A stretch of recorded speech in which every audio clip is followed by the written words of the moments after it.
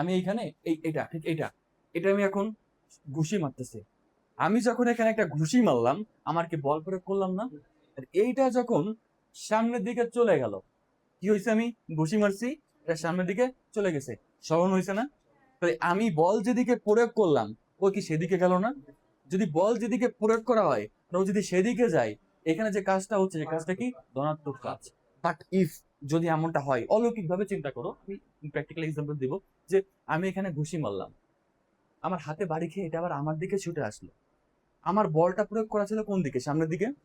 But বোতলটা আসতেছে কোন দিকে? স্মরণ কোন দিকে করতেছে? বিপরীত দিকে। আমার দিকে বললে ভুল হবে, বিপরীত দিকে। বল যেদিকে প্রয়োগ করতেছে, স্মরণ তার বিপরীত দিকে। তখন সেই কাজকে আমরা কি বলি? ঋণাত্মক কাজ। ভাই তাহলে আমরা সংজ্ঞা কিভাবে লিখবো? যে আমরা বল যেদিকে প্রয়োগ করা হয়, যদি স্মরণ সেদিকে ঘটে, তাহলে সেই কাজকে আমরা কি বলতেছি? ধনাত্মক কাজ। বল যেদিকে প্রয়োগ করা হয়, স্মরণ যদি তার বিপরীত দিকে ঘটে, তাহলে কি বলবো? সেটাকে আমরা ঋণাত্মক কাজ। বুঝছি আমরা? তাহলে এটা লিখে ফেলেন।